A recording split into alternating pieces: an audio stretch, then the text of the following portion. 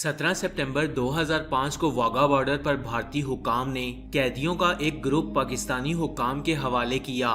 इस ग्रुप में मुख्तलिफ किस्म के कैदी थे और कैदियों के इस ग्रुप में 60 से 65 साला एक ऐसा पाकिस्तानी भी शामिल था जिसके जिस्म पर हड्डियों और इन हड्डियों के साथ चिमटी हुई खाल पर गोश्त नाम की कोई चीज न थी। खुदरू झाड़ियों की तरह सर के बेतरतीब बाल, जिनको देखकर ये लगता था कि तवील अरसे तक इन बालों ने तेल या कंघी की शक्ल तक नहीं देखी। दुख की बात तो ये है कि पाकिस्तान दाखिल होने वाले इस कैदी की जुबान भी कटी हुई थी। इन तमाम मसाइब के बावजूद रिहाई पाने वाले इस कैदी की आंखों में एक अजीब सी चमक थी। पाकिस्तानी हुक्काम की तरफ से इब्तदाई कार्रवाई के बाद रिहाई पाने वाले इन सारे कैदियों को फारिग कर दिया गया और सब अपने अपने घरों को रवाना हो गए। लेकिन ये उम्र रसीदा शख्स अपने घर जाने की बजाय एक अजीब मंजिल की तलाश में निकल खड़ा हुआ। कांपते हुए और नातवा हाथों से वो टूटे हुए अल्फाज एक कागज पर लिखकर अपनी मंजिल का पता पूछता रहा। हर शख्स इसे गरीब और एक फकीर समझकर इसकी रहनुमाई करता रहा और यूं ये उम्र रसीदा शख्स पाकिस्तान आर्मी की आजाद कश्मीर रेजिमेंट तक पहुंच गया। वहां पहुंचते ही इस शख्स ने एक अजीब दावा किया, जिसके बाद इसे कोर रेजिमेंट कमांडर के सामने पेश कर दिया गया। कमांडर के सामने पेश होते ही इस बूढ़े और इंतहाई कमजोर शख्स में न जाने कहां से इतनी ताकत आ गई कि इसने एक नौजवान फौजी की तरह कमांडर को सल्यूट किया। फिर एक कागज पर टूटे हुए अल्फाज में लिखा, सिपाही मकबूल हुसैन, आर्मी नंबर 335139 अपनी ड्यूटी पर आ गया है और अपने कमांडर के हुक्म का मुंतजिर है। कमांडर को कटी हुई जुबान के इस लागर और कमजोर शख्स के दावे ने चकरा कर रख दिया। कमांडर कभी तहरीर को देखता और कभी इस बूढ़े शख्स को, जिसने अभी कुछ देर पहले एक नौजवान फौजी की तरह भरपूर सल्यूट किया था।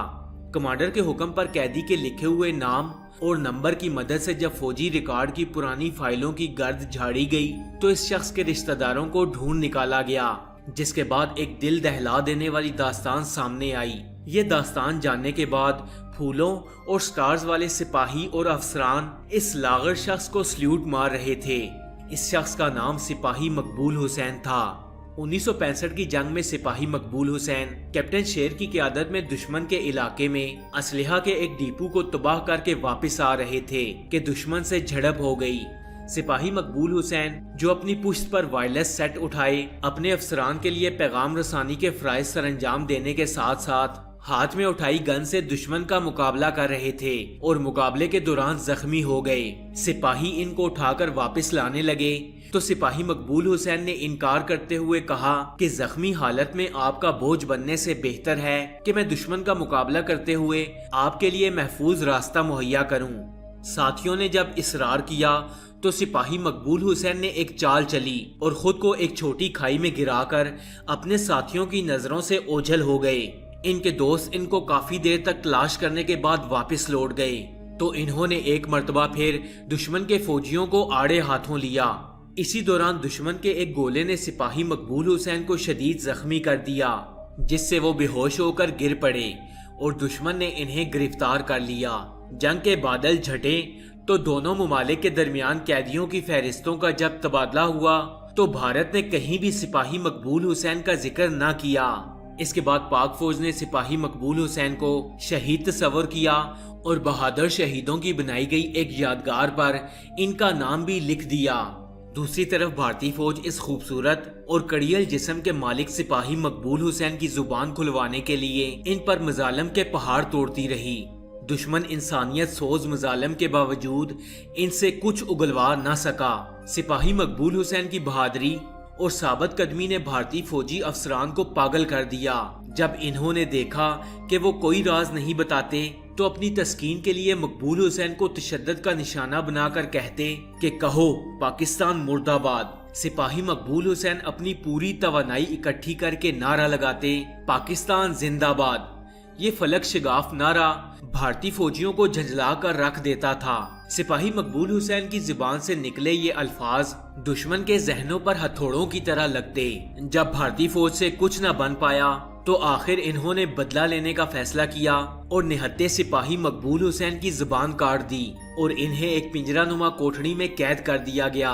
جہاں وہ نہ بیٹھ سکتے تھے اور نہ ہی لیٹ سکتے تھے۔ سپاہی مقبول حسین نے 1965 سے لے کر 2005 تک اپنی زندگی کے بہترین 40 سال اس کوٹھڑی میں گزار دیے۔ اب وہ کٹی زبان سے پاکستان زندہ باد کا نعرہ تو نہیں لگا سکتے تھے، لیکن اپنے جسم پر لباس کے نام پر پہنے چیتھڑوں کی مدد سے اس کوٹھڑی کی دیوار کے ایک حصے کو صاف کرتے اور اپنے جسم سے رستے ہوئے خون کی مدد سے وہاں پاکستان زندہ باد لکھ دیتے۔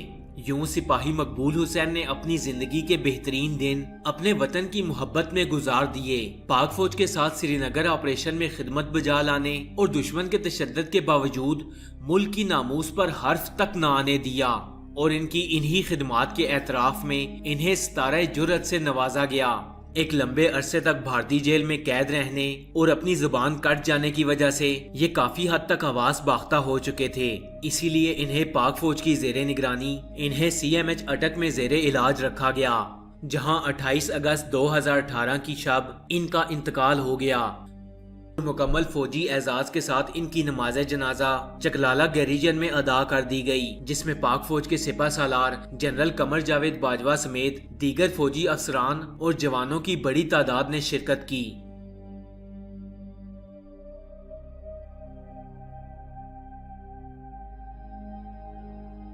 فرینڈز، آپ کو یہ ویڈیو کیسی لگی؟ کمنٹس باکس میں اپنی قیمتی رائے سے ضرور آگاہ کیجیے گا۔ ایسی اور انفارمیٹیو ویڈیوز دیکھنے کے لیے سٹوری فیکٹس چینل کو سبسکرائب کر لیں اور ساتھ میں لگے بیل آئیکن کو بھی پریس کریں تاکہ مزید آنے والی ایسی انفارمیٹیو ویڈیوز کا نوٹیفیکیشن آپ کو مل سکے۔ میں ملوں گا آپ سے اگلی ویڈیو میں، تب تک کے لیے اللہ حافظ۔